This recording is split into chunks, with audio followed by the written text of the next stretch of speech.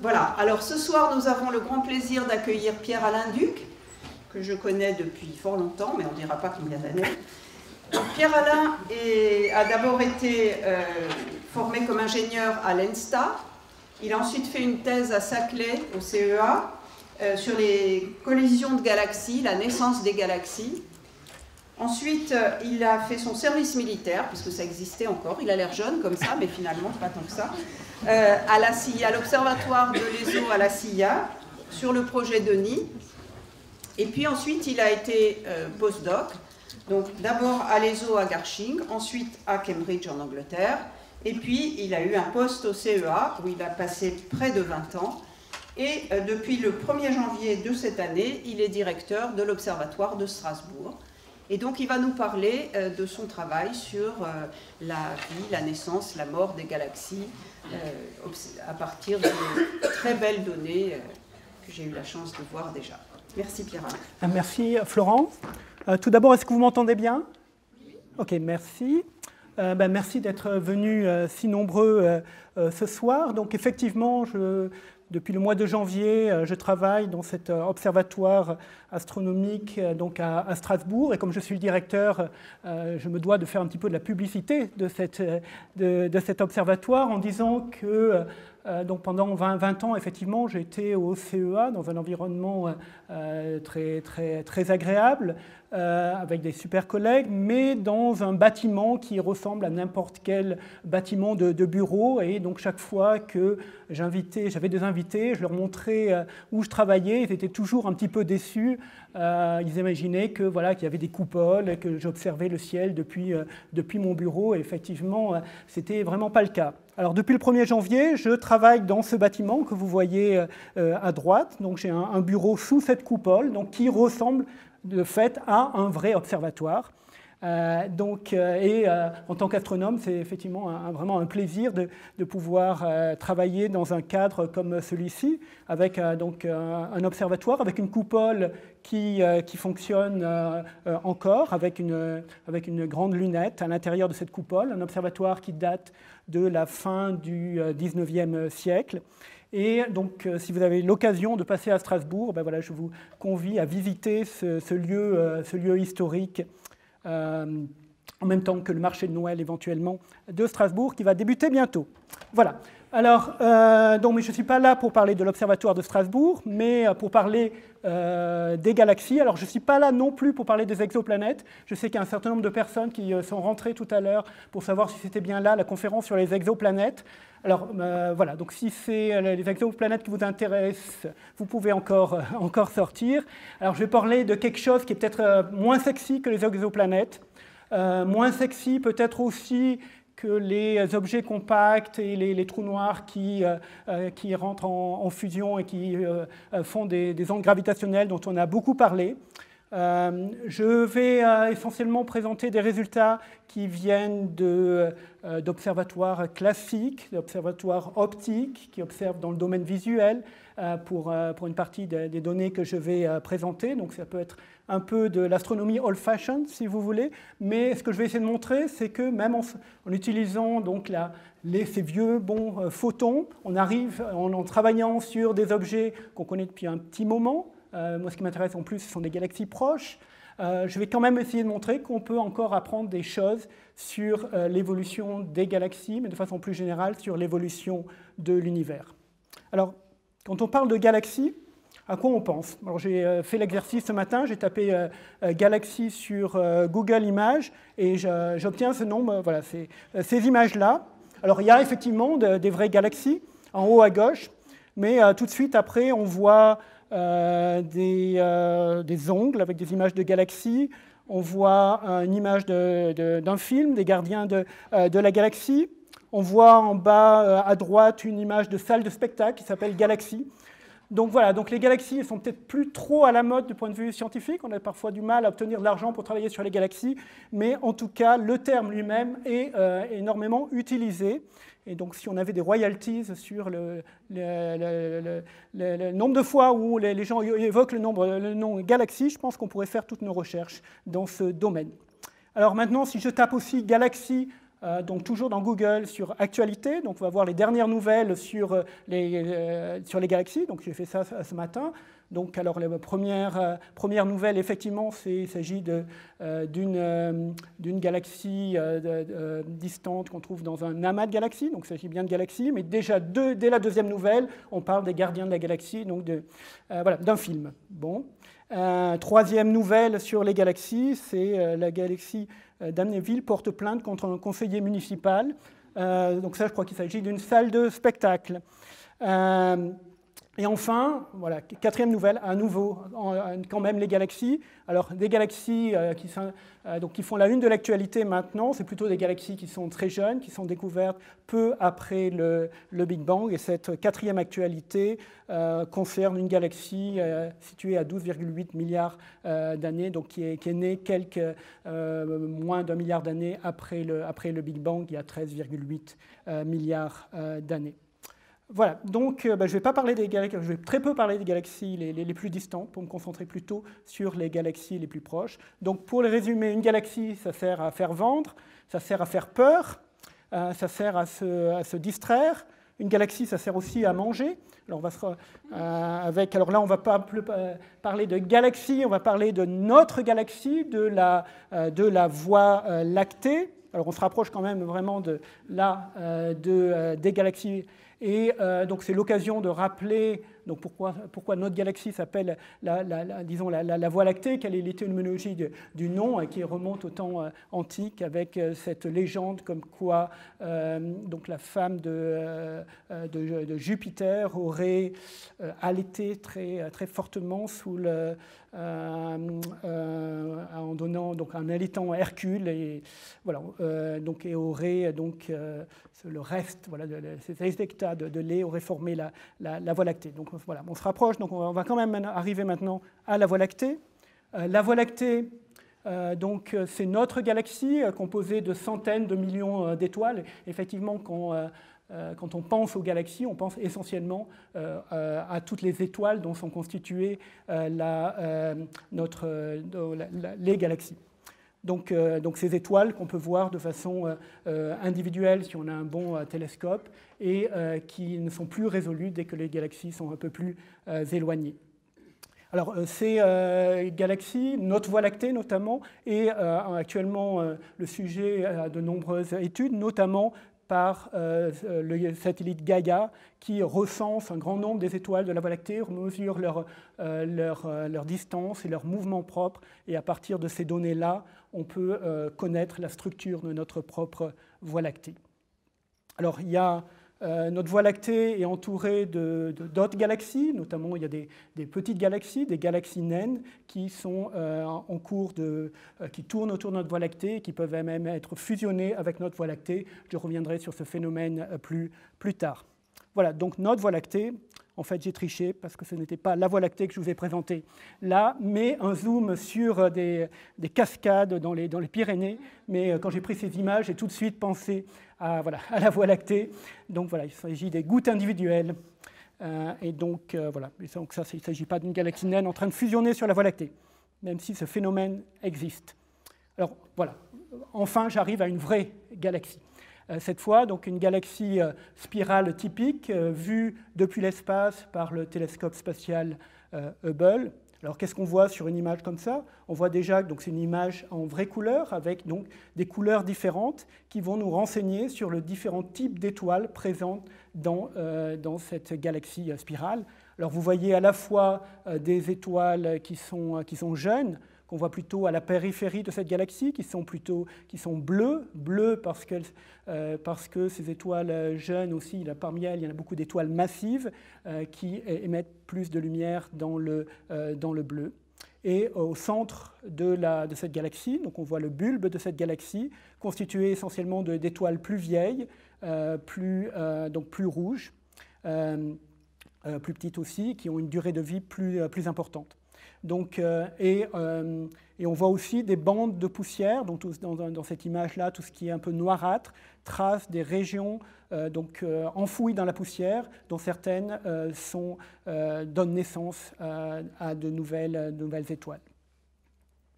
Alors, donc ça, c'est l'image classique d'une galaxie vue dans le domaine visible. Alors, bien sûr, depuis maintenant longtemps, on ne se contente pas des photons qui viennent dans ce domaine visible pour étudier les galaxies. Donc, on les regarde avec d'autres yeux. Un œil dans le domaine radio. Donc, voici la même galaxie que précédemment, mais cette fois observée en radio. Et ce qu'on voit ici, c'est la carte du gaz d'hydrogène de cette galaxie, telle qu'elle était cartographiée avec un interféromètre qui se trouve au Nouveau-Mexique, qui s'appelle le Very Large Array.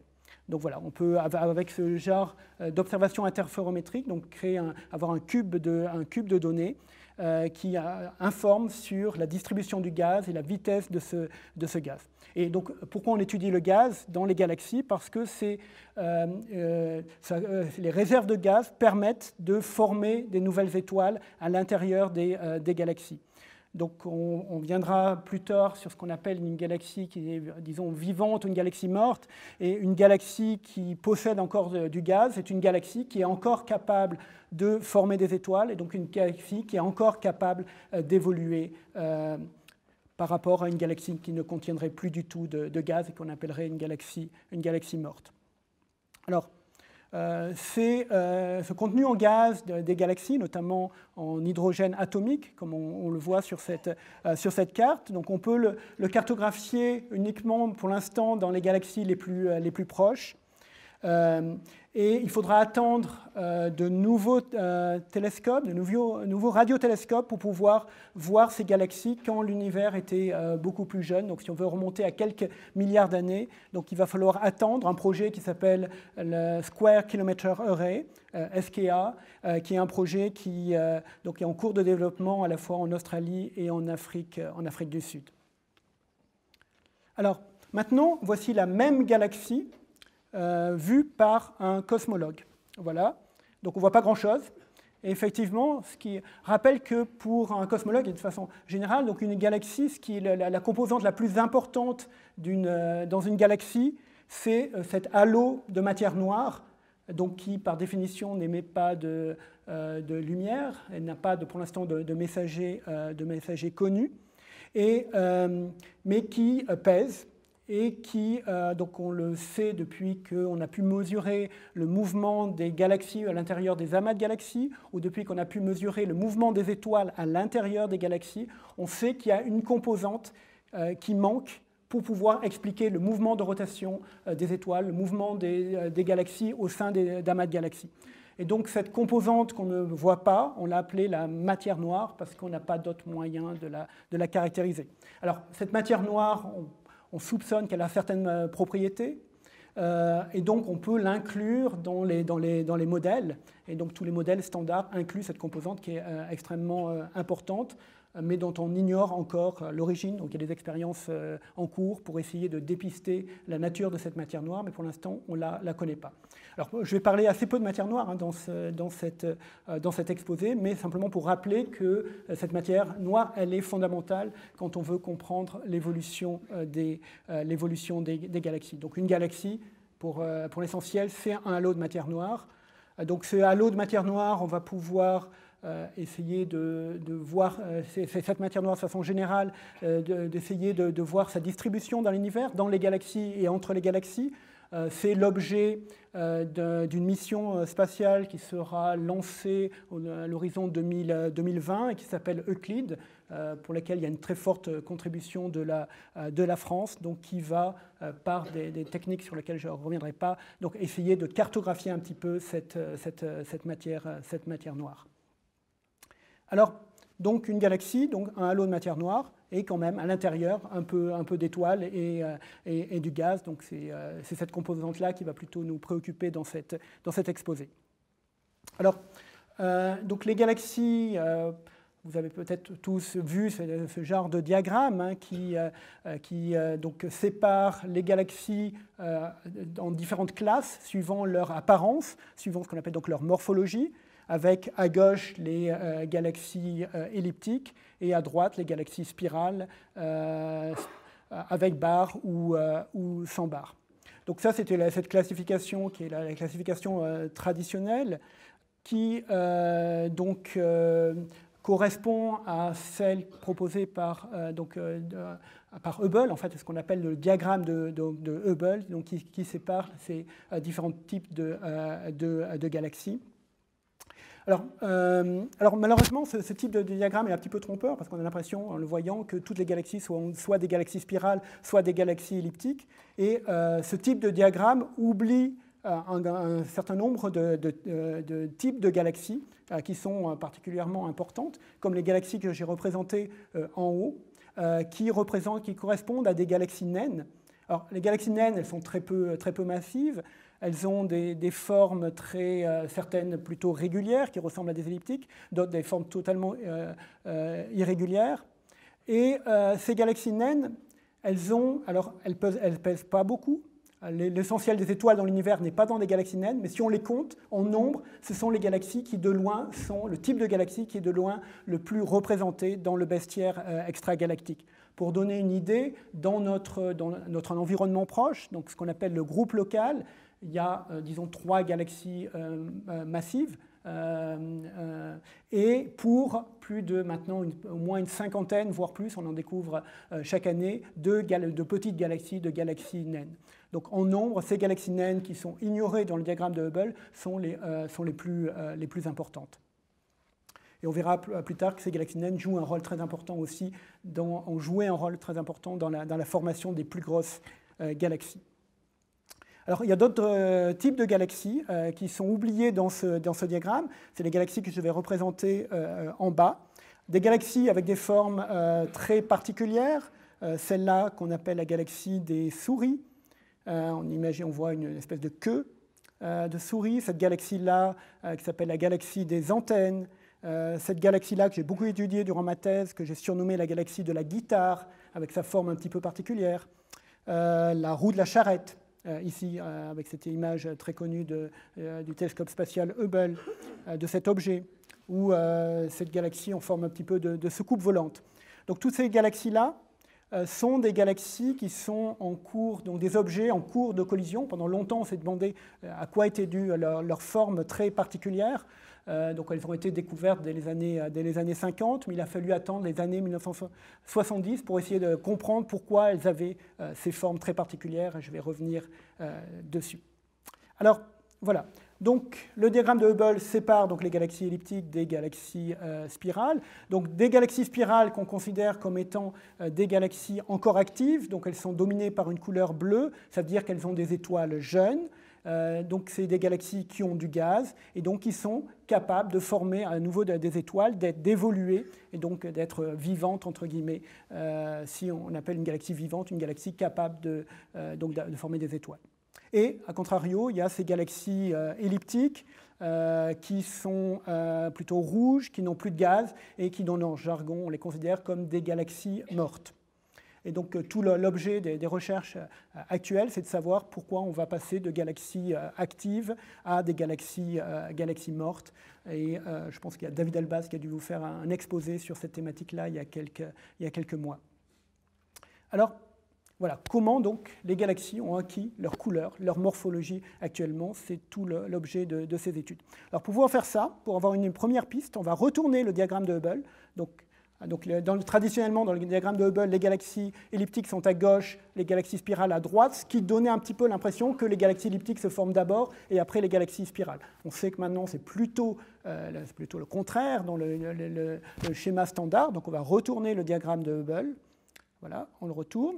Et donc on va partir donc, de 2 galaxies spirales. Et on va faire fusionner 2 galaxies spirales pour arriver à une galaxie elliptique. Et donc ce que vous voyez à droite, c'est une image donc, de la galaxie des antennes, donc 2 spirales en cours de collision, et on va voir ce qui se passe à l'aide de simulations sur ordinateur.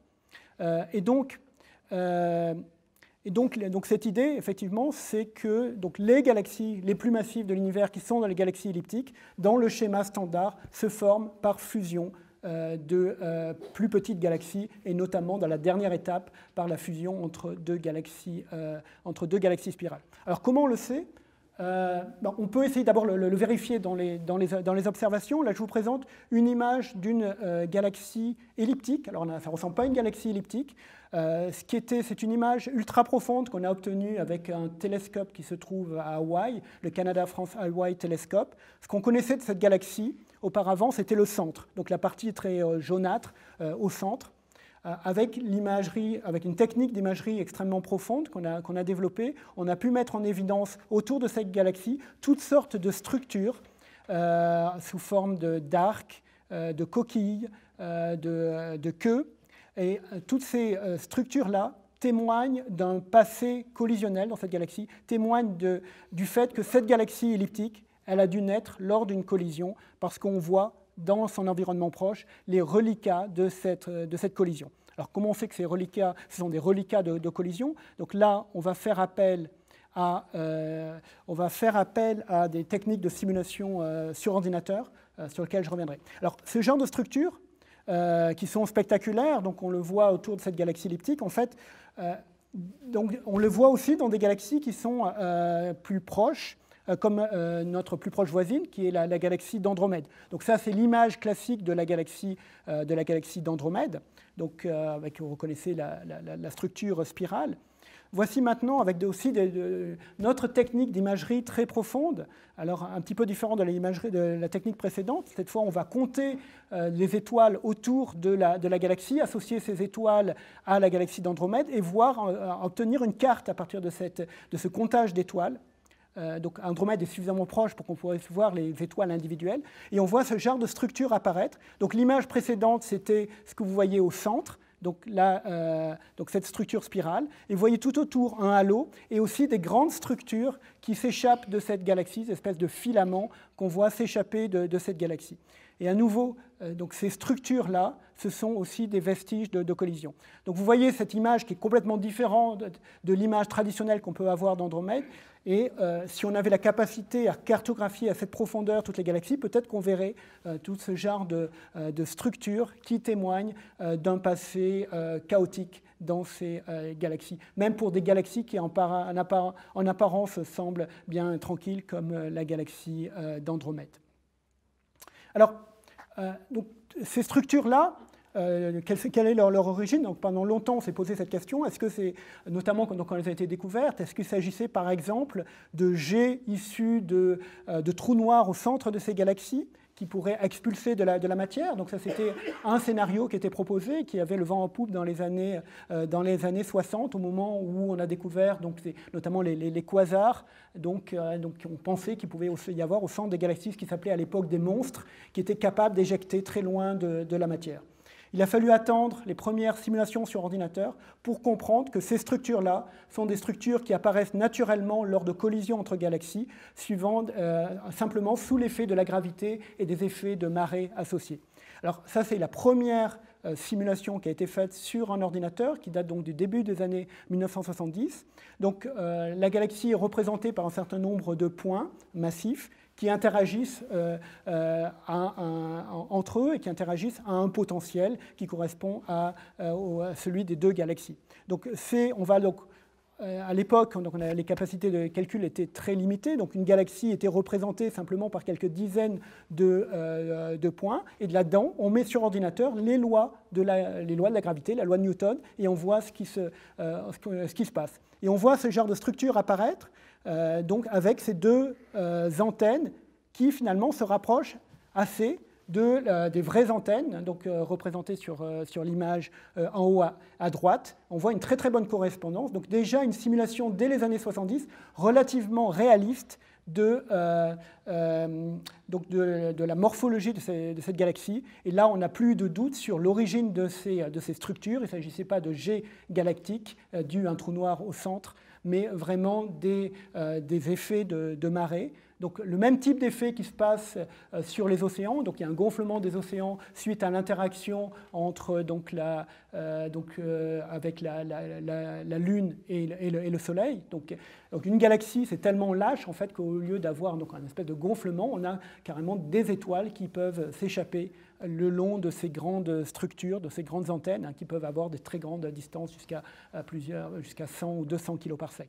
donc de très grandes structures, avec donc ces forces de marée qui éjectent les étoiles pour former ces structures. Et c'est ces structures-là qui nous permettent de dire qu'une galaxie a subi dans le passé des collisions.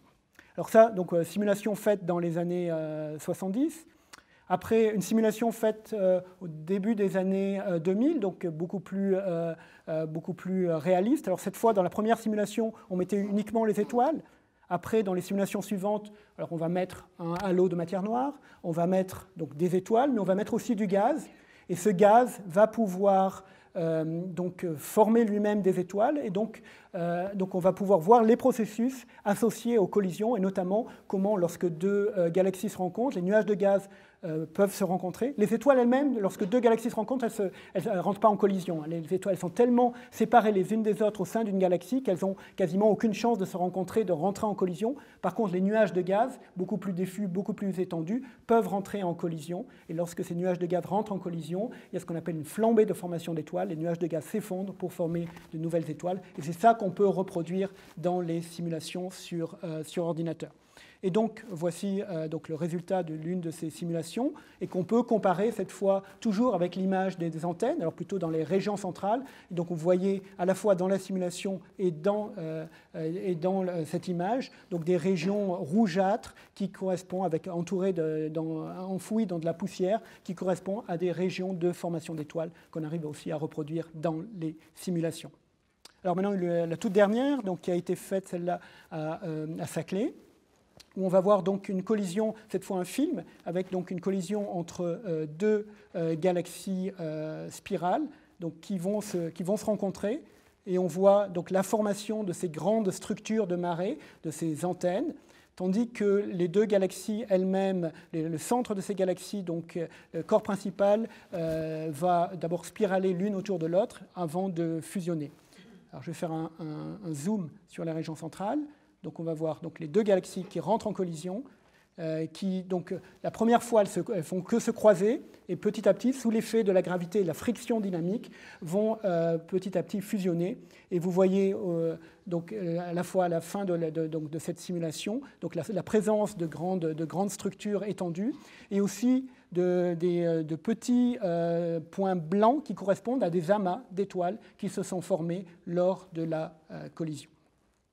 Et donc, il faut voir que maintenant, avec les capacités qu'on a sur ordinateur, en fait, on peut augmenter le nombre de particules, augmenter la résolution, et donc avoir une précision dans ces simulations qui, d'une certaine façon, vont dépasser les observations.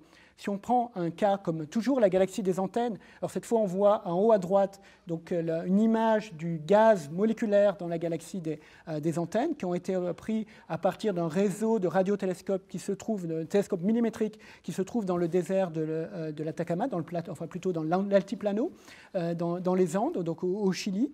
Donc c'est le projet mondial qui s'appelle ALMA, donc qui a obtenu cette cartographie des antennes, mais à une résolution de l'ordre de 100 parsecs, qui est finalement inférieure à la résolution qu'on a pu obtenir avec la simulation.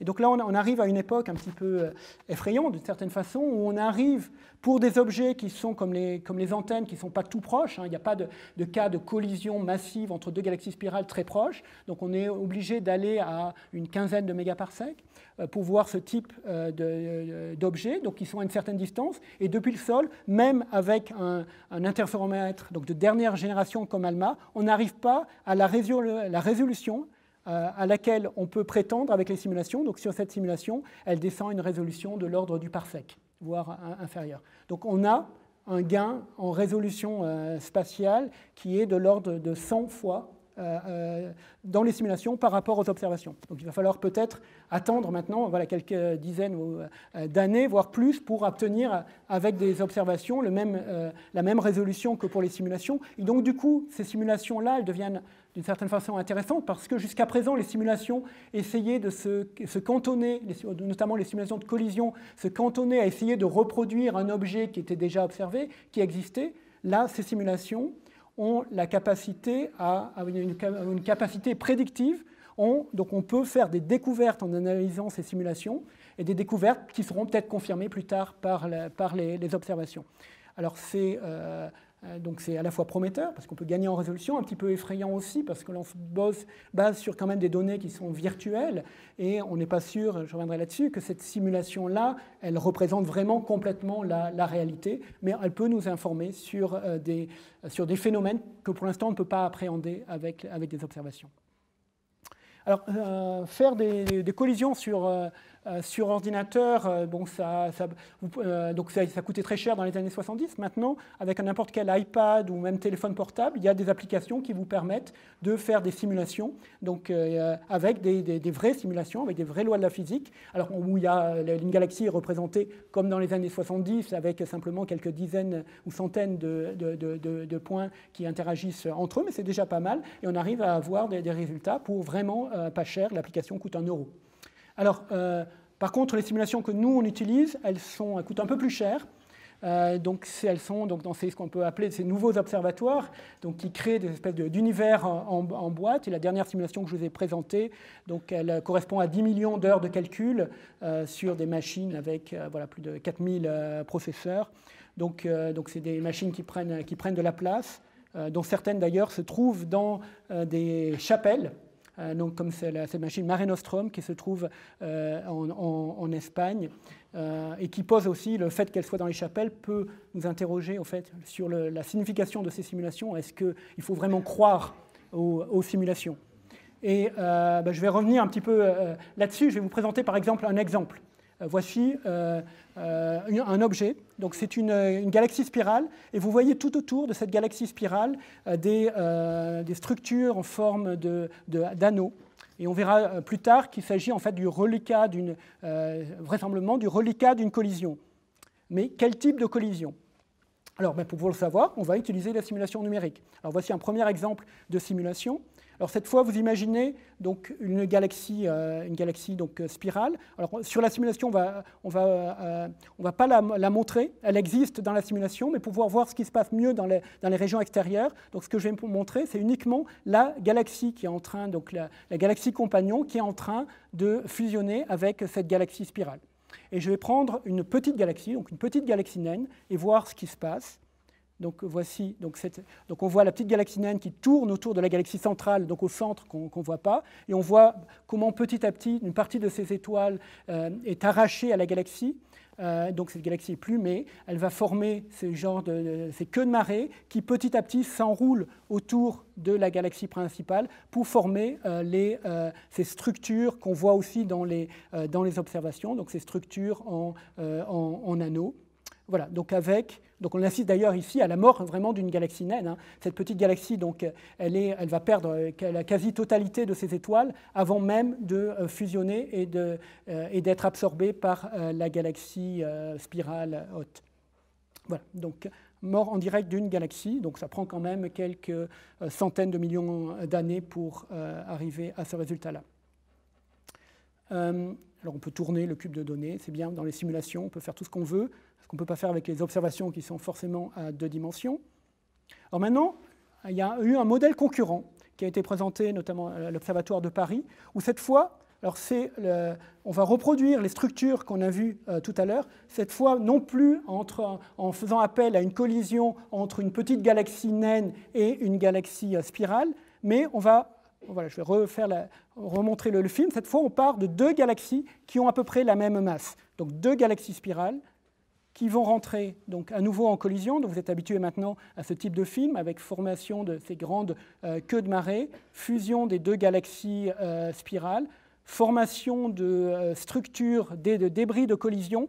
Et ces débris de collision, à un moment, vont retomber sur le corps principal pour former à nouveau des structures en anneaux. Et suivant les auteurs de cette simulation, en fait, ces structures-là ne s'expliquent pas du tout par une collision par une petite galaxie naine, mais on voit la bonne correspondance et peuvent s'expliquer par simplement une fusion entre 2 galaxies spirales. Alors, il y a plusieurs éléments qui me font penser que ce modèle-là n'est pas correct et qu'il s'agit vraiment bien d'une galaxie naine. Là, on s'intéresse uniquement à la composante stellaire. Si on regarde la composante gazeuse, on va pouvoir dire que non, cette simulation-là, vraisemblablement, ne marche pas parce qu'il y a d'autres paramètres qui n'ont pas été pris en considération. Mais si on se concentre juste à essayer de reproduire l'image qu'on voit en bas à gauche, on voit 2 simulations qui sont complètement différentes qui arrivent au même résultat. Donc du coup, voilà, méfiez-vous des simulations, notamment celles que j'ai présentées auparavant. On n'est jamais sûr de l'unicité de la solution. On peut avoir deux configurations, des conditions initiales différentes qui arrivent à un moment donné à un résultat qui, en apparence, est semblable. Voilà. Alors, malgré tout, les simulations sont quand même très, très utiles, notamment quand on va vouloir expliquer donc la structuration de l'univers. Donc le but de toutes ces études, c'est d'essayer de comprendre comment on passe de cette première image de l'univers, donc cette image que vous connaissez toutes, prise par Planck, donc qui correspond donc au fond diffus cosmologique, aux fluctuations du fond diffus cosmologique, donc ces petits grumeaux qu'on voit qui vont donner naissance aux galaxies. Donc comment on est passé de cette première image de l'univers il y a plus de 13 milliards d'années à cette image-là où on voit un amas de galaxies massifs avec plein de galaxies très évoluées, d'elliptiques, qui dans notre jargon sont pour la plupart mortes parce qu'elles ont déjà épuisé complètement leurs réserves de gaz. Donc il se passe 13 milliards d'années, un peu plus de 13 milliards d'années entre ces deux images. Comment y arriver? Donc là, on va faire appel aux simulations dites cosmologiques pour arriver à ça. Donc on part de simulations essentiellement faites de halos de matière noire, parce que c'est la composante la plus importante, dans la mesure où c'est la composante la plus pesante dans les galaxies. Donc là, c'est un exemple que j'ai pris de chercheurs de l'Observatoire de Strasbourg, bien sûr. Voilà, donc un exemple d'une structure filamentaire de halo de matière noire à très grand décalage vers le rouge quand l'univers était jeune. Là, je montre plutôt un film d'équipe concurrente qui va montrer donc petit à petit comment l'univers va se structurer à partir des fluctuations primordiales. Et on va montrer dans ce type de simulation comment des petits halos de matière noire vont petit à petit fusionner pour former des galaxies, d'abord des galaxies naines, puis de la fusion de galaxies naines va naître des galaxies de plus en plus massives, ces galaxies massives qui vont se regrouper au sein de groupes de galaxies qui eux-mêmes vont se regrouper au sein d'amas de galaxies. Alors, dans ces simulations, en fait, c'est des simulations purement cosmologiques et purement matière noire. Donc, on on modélise sur ordinateur deux halos de matière noire et on les fait fusionner pour arriver à une galaxie, un halo plus grand avec deux sous-halos à l'intérieur. Okay? Et donc, comment on sait que ces simulations-là cosmologiques, elles représentent un tant soit peu la réalité? Donc on les fait évoluer pendant plusieurs milliards d'années et on voit après la distribution de ces halos de matière noire qu'on peut comparer à la distribution des galaxies d'aujourd'hui en supposant qu'à chaque galaxie est associé un halo de matière noire. Donc c'est ce type de carte auquel on arrive, donc qui représentent le résultat d'un sondage fait par un petit télescope, mais qui sert de référence pour tout ce qui est cartographie de l'univers proche, qui s'appelle le SLON. Et donc ce sondage SDSS montre une structuration des galaxies proches qui est très filamentaire et qui ressemble beaucoup aux prédictions de simulations cosmologiques. Et donc, cet bon accord entre ces simulations cosmologiques et ces observations font qu'on est plutôt confiant dans le modèle sous-jacent, et donc on est content. Toto est content. OK ? Alors maintenant, l'univers c'est plus compliqué, c'est pas que de la matière noire, et quand on s'intéresse à la formation des galaxies, il faut forcément rajouter le gaz qui va former les étoiles. Donc il y a eu un progrès dans ces simulations cosmologiques. Cette fois, on va rajouter du gaz au sein de ces halos de matière noire. Donc cette fois, on a les deux halos et un disque de gaz qui vont fusionner, et on va voir ce qui se passe. Donc le même type de simulation que précédemment, mais cette fois on voit la composante gazeuse, et on va voir à nouveau cette fois donc la fusion entre ces disques de gaz qui va nous donner naissance à de nouvelles générations d'étoiles qui vont petit à petit former des galaxies, des vraies galaxies, en tout cas des galaxies qui ont beaucoup d'étoiles. Alors voilà, et on voit déjà donc ces structures spirales. Donc ces collisions en fait génèrent entre nuages de gaz génèrent des flambées de formation d'étoiles. Donc on les voit dans les simulations et on les voit aussi dans les observations. Voici un exemple d'une galaxie qui est en cours d'interaction avec, donc c'est Messier 82, en cours d'interaction avec Messier 81 qui est un peu plus loin. Et on voit cette collision provoque une flambée de formation d'étoiles qu'on voit sous la forme de ces espèces de filaments de matière, en fait, c'est donc du gaz qui a été ionisé lors de processus de flambée de formation d'étoiles au cœur de ces galaxies. C'est ce qu'on est capable aussi de simuler sur ordinateur et on est content. OK ?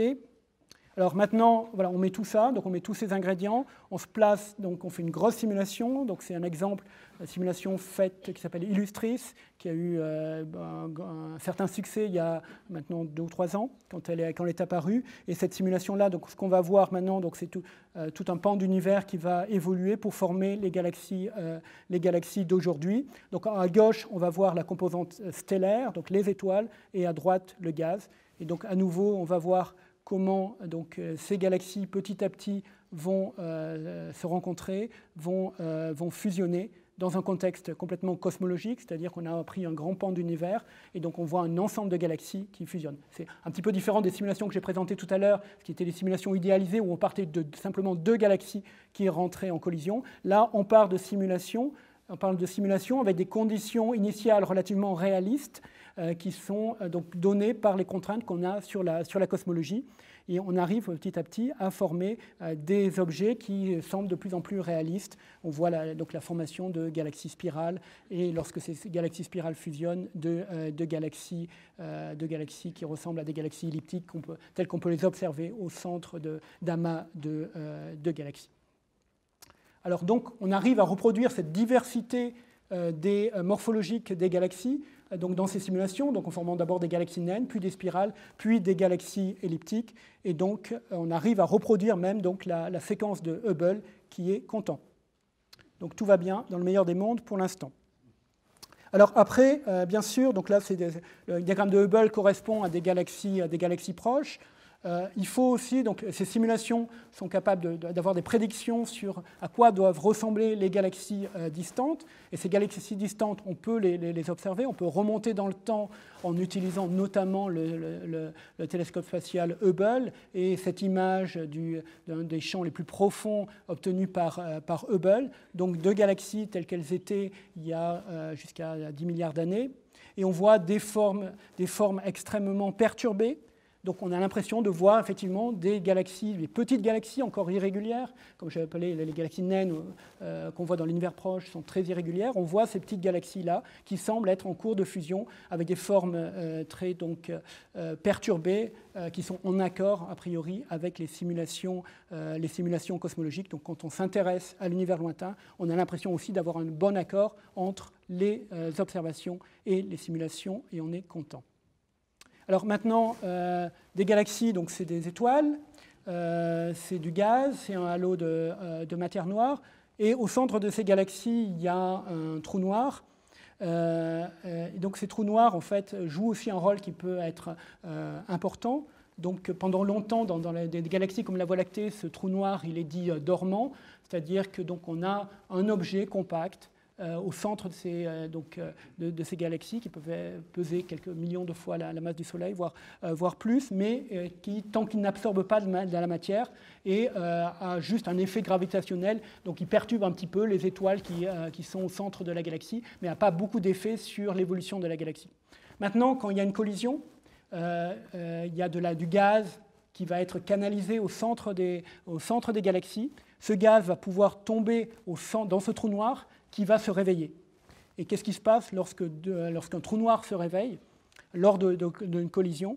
Et en plus, lorsque ces trous noirs se réveillent dans les 2 galaxies qui sont en collision. C'est ce qu'on va voir dans la simulation suivante, où, alors, cette fois, donc, on imagine un trou noir au centre de chacune de ces 2 galaxies. Et donc, ces 2 galaxies vont rentrer en collision. Et donc, on va avoir à la fois les phénomènes classiques dont j'ai déjà parlé, de formation de queue de marée, de flambée de formation d'étoiles, notamment dans les régions extérieures. Mais on va s'intéresser là à ce qui va se passer dans les régions centrales. Donc là, on retrouve l'image classique, la simulation classique de formation des structures, mais au centre de chacune de ces galaxies, il faut imaginer du gaz qui est en train de tomber dans le trou noir central. Et donc, lorsqu'il tombe dans le trou noir central, en fait, donc il va alimenter ce trou noir. Et en même temps qu'il y a un processus d'accrétion, il y a aussi un processus d'éjection. Et donc, il va y avoir des espèces de jets qui vont être issus du trou noir central. Et ce jet va balayer tout le gaz qui se trouve autour des galaxies. Et donc, on va à tel point que dans cette simulation, en fait, le gaz, même s'il restait du gaz suite à la collision, donc une partie du gaz est utilisée pour la formation d'étoiles, mais une grosse partie dans cette simulation-là du gaz est complètement perdue parce qu'il a été expulsé par les noyaux centraux des deux galaxies en fusion. Et à la fin, en fait, il n'y a quasiment plus de gaz. Et donc ça, c'est un processus qu'on évoque beaucoup pour expliquer pourquoi les galaxies elliptiques sont des galaxies mortes. Donc j'ai dit tout à l'heure que les galaxies elliptiques résultaient de la fusion entre galaxies spirales, mais les galaxies spirales étaient riches en gaz. Donc à la fin de la collision, même si une partie du gaz a pu être expulsée par des effets de marée, une partie du gaz a pu être utilisée pour former de nouvelles étoiles, mais il devrait en rester. Or, on en trouve dans la plupart des elliptiques, on ne trouve plus de gaz.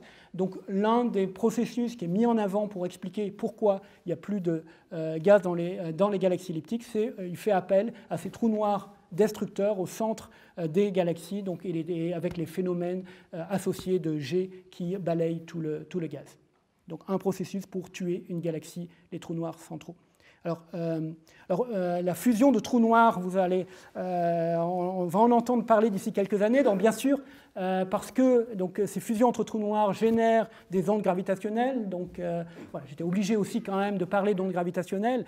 Donc, celles dont vous avez entendu parler, c'est essentiellement de fusions entre petits trous noirs de la masse de masse stellaire, qui sont le résultat de l'évolution des étoiles et de la mort des étoiles, et qui génèrent des ondes gravitationnelles qu'on peut voir depuis le sol et qui ont été détectées maintenant par l'expérience, notamment Virgo.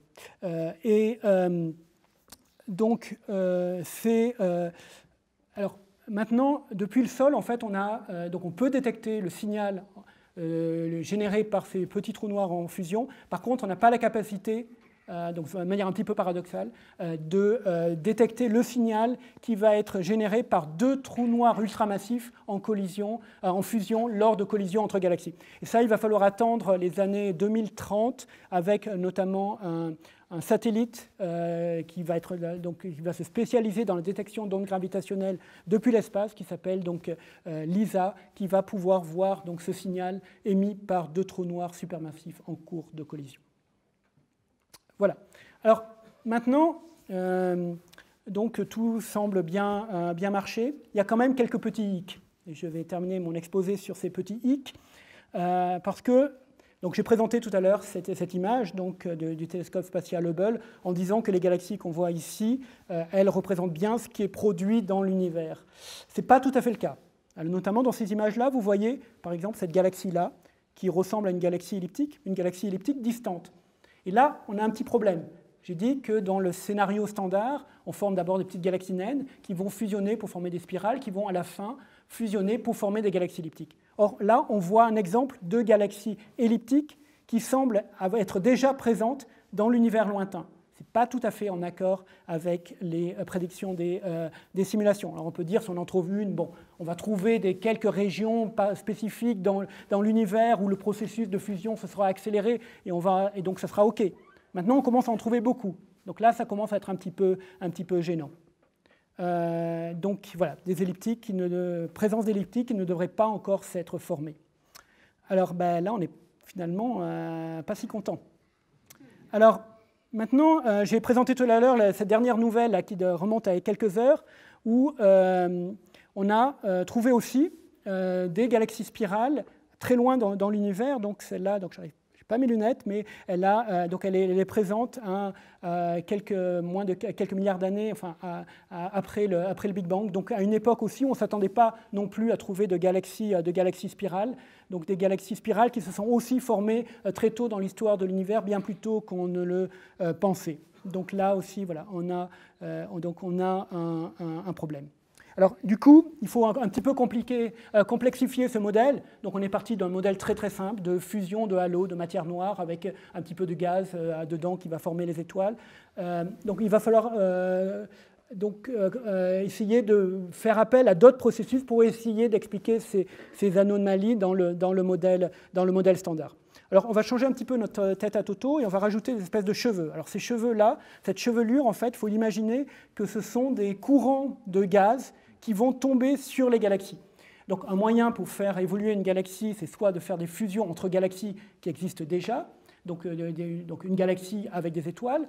Un autre moyen, c'est de dire on va prendre une galaxie et on va l'alimenter en gaz, en réservoir de gaz, à partir de gaz qui ne se trouvent pas, non pas dans une autre galaxie, mais entre les galaxies. Et donc, c'est ce qu'on appelle des courants de gaz, des courants froids, qui vont essayer d'alimenter les galaxies. Et ça, on peut le voir sur les simulations cosmologiques qui prennent en compte ces courants froids. Voilà ces exemples. Et on voit des espèces de filaments de gaz qui tombent sur les galaxies et qui vont leur permettre d'évoluer beaucoup plus rapidement que simplement par le simple fait de fusion entre galaxies. Et donc, ces galaxies montrent ces simulations montrent des galaxies un petit peu sous perfusion. Et là, est-ce que c'est le bon modèle? Alors, on va prendre qu'est-ce qui se passe. Donc, on imagine, voilà, en haut à gauche, vous voyez cette image de courant froid, de 3 courants en train de tomber sur une galaxie. Donc, ça veut dire que la galaxie, elle va recevoir plein de gaz. Ce gaz, elle va former un disque de gaz très important, avec des quantités de gaz beaucoup plus importantes que peut trouver dans les galaxies proches. Typiquement, la quantité de gaz par rapport à la quantité d'étoiles dans une galaxie spirale proche, c'est de quelques pourcents, voire à 10% maximum. Dans ces galaxies donc qui sont sous perfusion, donc ces galaxies qu'on s'attend à trouver à grande distance quand l'univers était plus jeune, on a des quantités de gaz qui peuvent monter à 50 jusqu'à 80% de gaz. Donc c'est essentiellement des galaxies faites de matière noire, bien sûr, mais dont la composante baryonique, la matière ordinaire, est essentiellement faite de gaz. Et là, les processus qui vont être en jeu vont être un petit peu différents. Donc, je vais montrer une simulation qui a été faite aussi à Saclay, où vous avez un disque de gaz donc, très important avec peu d'étoiles. Et ce disque de gaz va devenir très instable et va former des espèces de grumeaux qui vont interagir entre eux et qui vont fusionner. Donc, vous voyez donc, la galaxie vue de face et vue de profil, donc face au milieu, et vous voyez ces espèces de grumeaux qui se sont formés, qui chacun a à peu près la masse d'une petite galaxie naine. Donc ils se sont formés à l'intérieur de la galaxie. Donc c'est des gaz qui vont s'effondrer pour former des étoiles. Donc comme si on formait des petites galaxies naines à l'intérieur d'une galaxie spirale.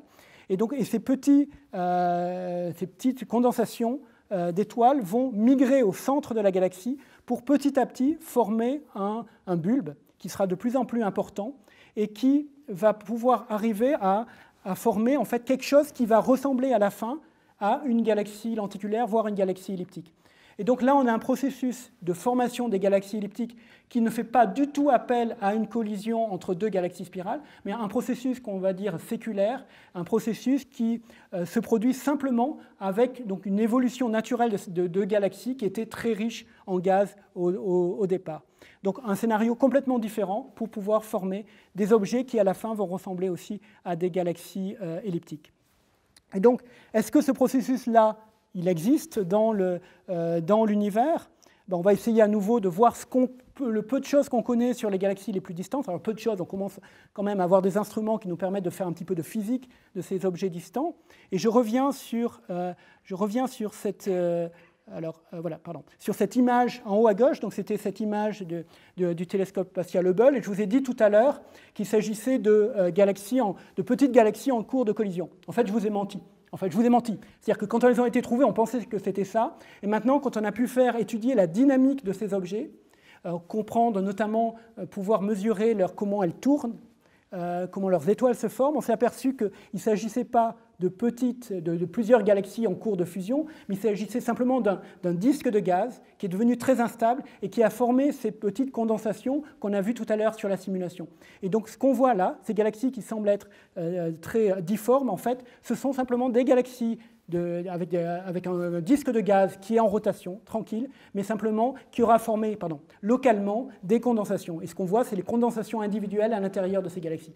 Donc ce type d'image, finalement, qu'on a utilisé tout à l'heure pour dire que, que les galaxies se forment par fusion, en fait, la même image, une fois qu'on l'a comprise, qu'on a fait des analyses, notamment avec de nouveaux instruments depuis le sol, notamment avec l'observatoire du Very Large Telescope, on peut faire vraiment de la spectroscopie très précise de ces objets, on s'est aperçu que en fait, cette image-là est consistante avec cet autre scénario qui forme les galaxies à partir d'une perfusion, et donc à partir d'une alimentation par du gaz qui ne vient pas d'autres galaxies, mais qui vient du milieu intergalactique.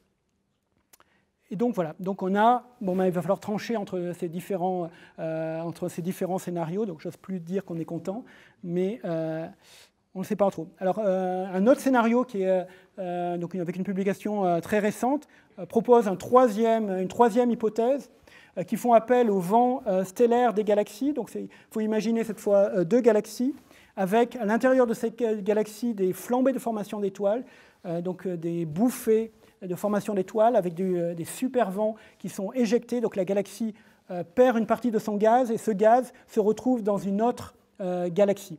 Et donc des échanges de gaz entre galaxies et donc des vents stellaires qui pourraient, donc cette fois, ce n'est pas dû à du gaz qui vient, donc du gaz primordial qui viendrait entre les galaxies, ce n'est pas du gaz qui vient directement par un processus de collision d'une autre galaxie, c'est du gaz qui vient quand même d'une autre galaxie, mais qui aurait été expulsé pas par des collisions, mais par des super vents. Voilà, donc on a un troisième scénario possible. Et donc, qui dit, avec un press release à Sensation qui disait, en concluant qu'une partie des humains serait donc constituée de matière intergalactique. Donc il faut imaginer que notre Voie lactée a été reçue du gaz d'une autre galaxie dans le passé et que ce gaz a été préenrichi dans une autre galaxie et après a constitué les étoiles de notre Voie lactée, dont le Soleil. Et voilà. Donc finalement, donc je vais terminer là-dessus. Donc on a trois modèles en compétition. Un modèle, disons, qui a le vent en poupe maintenant, qui se base essentiellement sur les collisions entre galaxies. Un modèle qui fait appel à ces grands courants de gaz. Alors le problème, donc, c'est consistant avec cette image de télescope spatial Hubble, mais les courants eux-mêmes, on ne les a encore jamais détectés, ou pas de manière directe. Donc on s'interroge aussi un petit peu. Il y a de nouveaux instruments qui sont en cours de développement, qui ont commencé à faire des observations, notamment comme MUSE par exemple, au VLT, pour essayer d'identifier ces courants de gaz qui sont prévus par les simulations et qu'on aimerait trouver. Mais ces courants de gaz, ils sont prévus pour être présents uniquement quand l'univers était très jeune. Donc du coup, on a du mal à les détecter. Et donc voilà, donc trois modèles. Donc il va falloir que les observations arbitrent entre ces trois modèles. Des observations qui ne reposent pas uniquement sur de simples images, mais qui font appel aussi à des données plus sophistiquées, de spectroscopie notamment, pour pouvoir voir la dynamique de ces objets. Alors, pour terminer, je ne peux pas m'empêcher de nous interroger sur ce qui va se passer pour notre propre Voie lactée dans le futur. Donc, notre Voie lactée, elle se trouve donc dans ce groupe local, dans lequel se trouvent d'autres galaxies, notamment la galaxie d'Andromède, dont j'ai présenté une image tout à l'heure, qui montrait que dans le passé, Andromède a subi un certain nombre de collisions. Et ces deux galaxies, en fait, se rapprochent. Et il est prévu, notamment en utilisant des simulations numériques, que ces deux galaxies vont fusionner à un moment ou à un autre. Donc elles se rapprochent à une vitesse d'à peu près 40 km par seconde. Donc vous imaginez, vous voyez la position du Soleil dans cette image d'artiste de notre Voie lactée. Alors bien sûr, on ne peut pas avoir une image semblable à celle de la galaxie d'Andromède parce qu'on est à l'intérieur de la Voie lactée, on ne peut pas s'en échapper. Voici une simulation qui est censée à nouveau reproduire la collision entre Andromède et la Voie lactée. Donc maintenant, vous êtes familier avec ce type de simulation, avec la formation de ces grandes queues de marée. Alors, vu la position du Soleil, en fait, il n'est pas improbable que le Soleil soit expulsé de la Voie lactée. Alors, le modèle, disons, standard, prévoit qu'Andromède rentre en collision avec la Voie lactée dans 3 milliards d'années. Donc dans 3 milliards d'années, c'est avant la mort du Soleil, avant 4,5 milliards d'années. Donc, a priori, la Terre sera encore présente dans 3 milliards d'années. Donc l'effet des collisions, en fait, il n'est pas simplement lorsque deux galaxies rentrent en collision, c'est simplement la trajectoire des étoiles qui est perturbée, mais les planètes, le cortège de planètes va rester autour de ces étoiles-là. Donc il est probable que le Soleil soit éjecté. Et donc, si on attend 3 milliards d'années, on aura la chance de pouvoir voir pour la première fois la Voie lactée vue de l'extérieur. Et donc c'est le meilleur moyen pour sortir de la Voie lactée. On peut imaginer toutes sortes de vaisseaux. C'est le moyen le plus simple. Si on veut avoir une image comme celle d'Andromède, il faut attendre 3 milliards d'années. Il suffit d'être patient, on n'a pas d'autre moyen. Et donc, dans 3 milliards d'années, voilà peut-être ce qu'on verra depuis la Terre. Donc, ce type d'image, ou ce type d'image magnifique, c'est vraiment, on peut s'attendre à un beau spectacle. Bon, il ne faudra pas être trop près d'une région de formation d'étoiles à flamber, parce que là, on sera grillé. Mais bon, si on est... Voilà. Si par chance, on n'a pas trop de nuages de gaz en collision proche de nous, on pourra voir ça. On pourra voir quelque chose qui ressemble aux galaxies des antennes ou à cette image-là, que j'aime bien sûr bien. Mais peut-être qu'on verra que ça. Que ça, qu'est-ce que c'est ? C'est à nouveau notre Voie lactée. Alors cette Voie lactée, donc cette image, elle a été prise par le satellite Gaia, donc c'est une image toute récente en fait, et c'est simplement ce qu'on voit ici, c'est un comptage de toutes les étoiles avec leurs couleurs qui sont représentées là-dessus, et donc qui montre une belle image donc, de notre Voie lactée, bien sûr vue par la tranche. On est à l'intérieur de la Voie lactée, donc on ne sait pas comment, donc on voit essentiellement les étoiles les plus proches. Et certains bras de la Voie lactée. Et je dis qu'on verra peut-être que ça parce qu'il y a quand même une incertitude sur le moment où Andromède va rentrer en collision avec la Voie lactée. Alors je disais qu'elle se rapprochait à 40 km par seconde. Le problème, c'est qu'on peut mesurer facilement, jusqu'à présent, on pouvait mesurer qu'une seule composante. Une seule composante qui est la composante dite radiale, donc de la vitesse. Donc une composante qui est perpendiculaire au plan du ciel. Et donc, pendant longtemps, on a fait l'hypothèse en fait, que Andromède avait les autres composantes de vitesse d'Andromède étaient très, très faibles. Et c'est pour ça qu'on est arrivé à cette date de 3 milliards, d'une collision dans 3 milliards d'années. Or, il y a eu donc une étude préliminaire qui a été faite, à nouveau publicité pour Strasbourg, par un étudiant de Strasbourg qui donc a défendu sa thèse et qui est arrivé dans la conclusion de sa thèse en disant que finalement la vitesse radiale d'Andromède est peut-être plus importante que ce qu'on pensait. Donc il a fait des études un petit peu sophistiquées en regardant la distribution des galaxies naines autour d'Andromède pour arriver à cette conclusion. Conclusion, j'étais dans son jury de thèse, c'est une conclusion qui m'a beaucoup gêné parce que ça me permettait, je terminais toutes mes conférences grand public avec les images que j'ai présentées précédemment très spectaculaires, et là j'étais donc le résultat de ce travail-là, c'est que Andromède va manquer la Voie lactée. Et donc ça me bousillait toutes les fins de mes conférences grand public, donc j'étais pas content, on a hésité à lui donner la thèse, bon finalement on l'a donnée, mais en fait, donc il y a quand même encore une certaine incertitude, alors c'était des résultats un petit peu préliminaires, et on va avoir très bientôt la réponse, en fait, grâce toujours à ce satellite Gaia, parce que Gaia va être capable de mesurer le mouvement propre, cette fois directement des étoiles d'Andromède, et on va pouvoir avoir une idée de cette mesure de la vitesse dite tangentielle, et savoir si elle est proche de zéro, auquel cas on va rentrer, donc Andromède va bien rentrer en collision avec la Voie lactée, ou si elle est beaucoup plus importante, et dans ce cas-là, Andromède risque de manquer la Voie lactée. Donc on va connaître le futur de notre Voie lactée dans quelques mois. Il va y avoir une release des données Gaia. Donc il y a eu un premier catalogue, il va y avoir un deuxième catalogue avec, pour la première fois, donc ces mesures de mouvement propre, et donc on saura dans quelques mois ce qu'il en est. Il y a peut-être des gens dans la communauté scientifique qui le savent déjà, mais c'est un secret bien gardé pour l'instant parce qu'on n'a pas le droit de publier jusqu'à ce release. Donc je vous invite à suivre les informations dans quelques mois pour savoir à quoi va ressembler votre futur. Voilà, je vous remercie.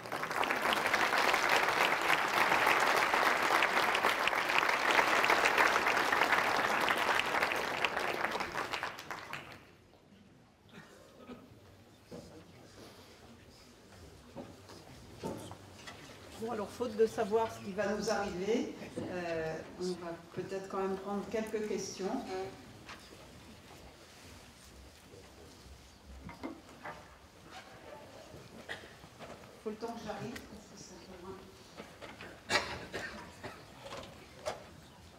Merci pour cette conférence très intéressante. Une petite question simple. C'était quoi le bel objet post-collisionnel que vous avez montré 2 ou 3 fois? Celui-là? Celui-là. Voilà. Non, mais c'est une galaxie alors, qui s'appelle NGC 480, donc c'est une galaxie elliptique. C'est une galaxie qui était, disons, pas cataloguée comme une elliptique tranquille, avec peut-être quelques petits signes de perturbation sous forme de coquilles. Et c'est cette image voilà, très profonde. On était vraiment très surpris de voir toutes ces coquilles apparaître. Et donc là, j'ai présenté un exemple, mais il y a des tas d'exemples comme ça aussi de belles galaxies elliptiques qui, avec cette technique d'imagerie très profonde, permettent de révéler des structures et rendre d'ailleurs les galaxies elliptiques beaucoup plus photogéniques qu'elles ne l'étaient jusqu'à présent. Typiquement, on ne les voit pas beaucoup dans les images de calendrier, par exemple, les galaxies elliptiques, parce qu'elles sont mortes, elles sont moches. Et une partie de mon travail, c'est de rendre jolies les galaxies elliptiques. Des autres questions par ici, alors j'arrive de l'autre côté.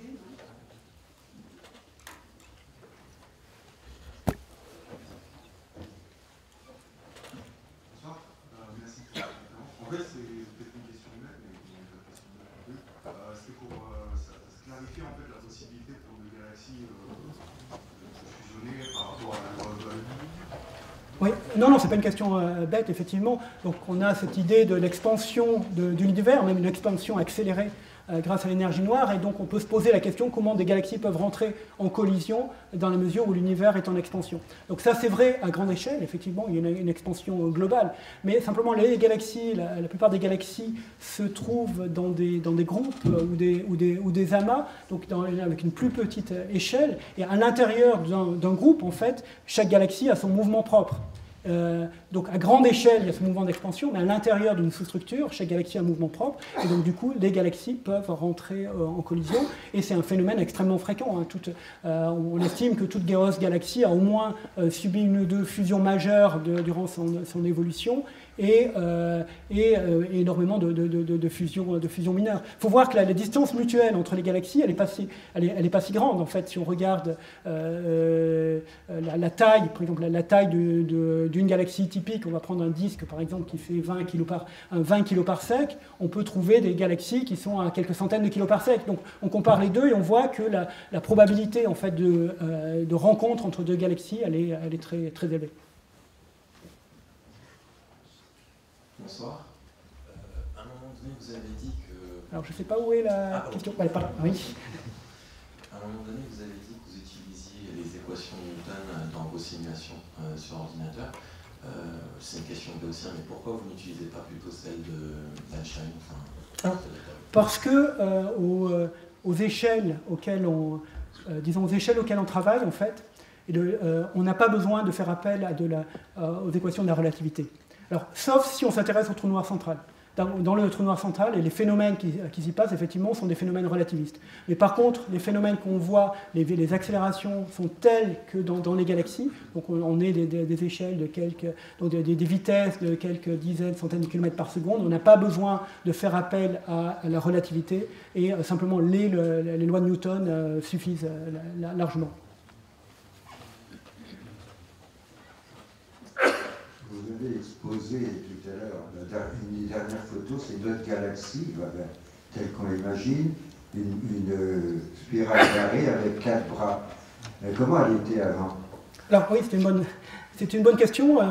Notamment, le satellite Gaïa essaye de s'interroger, de répondre à cette question-là, comment notre propre Voie lactée s'est structurée.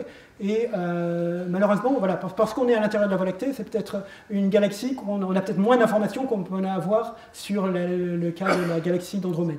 Malgré tout, on a quand même cette capacité à faire ce qu'on appelle l'archéologie galactique. Donc on peut caractériser les étoiles de notre propre Voie lactée, mesurer leur mouvement et essayer à partir de ça de remonter dans le passé. Alors ce qu'on sait, à partir de ce type d'études, c'est que notre Voie lactée, visiblement, a subi beaucoup moins de collisions qu'Andromède. il y a eu des petites collisions. On voit la galaxie naine du Sagittaire, par exemple, hein, qui a affecté depuis quelques milliards d'années qui a alimenté en étoile le halo de notre propre Voie lactée. On sait que, par exemple, il y a les nuages de Magellan qui sont peut-être arrivés il y a 1 ou 2 milliards d'années et qui ont un impact sur la Voie lactée, mais c'est des impacts qui, disons, localement peuvent être importants, mais qui ne changent pas la structure globale de la Voie lactée.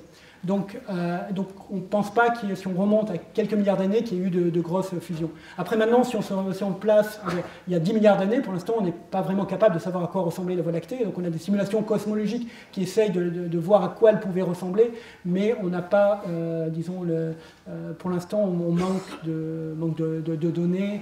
Donc on espère que un satellite comme Gaïa pourra répondre à ce genre de questions. Encore 1 ou 2 questions peut-être?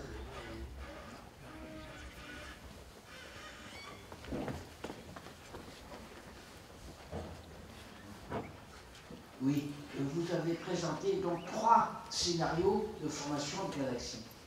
Est-ce que dans votre esprit, vous les présentez comme équivalents? Enfin, vous n'avez pas de préférence personnelle, c'est ça que je voudrais votre sentiment personnel sur le choix entre ces 3. Alors oui, j'ai été d'abord très manichéen dans ma présentation, c'est-à-dire que ce qui est vraisemblable, c'est que ce ne soit pas un scénario par rapport à un autre, c'est que ce sont peut-être les 3 scénarios qui ont coexisté.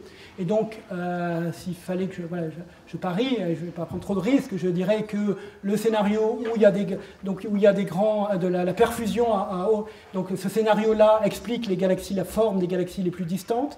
Donc il y avait beaucoup de gaz dans l'univers. Ce gaz, il fallait bien qu'il arrive quelque chose à ce gaz. Donc on peut imaginer qu'effectivement, à grande distance, donc quand l'univers était jeune, les galaxies, le processus principal, c'était cette alimentation par ce gaz intergalactique.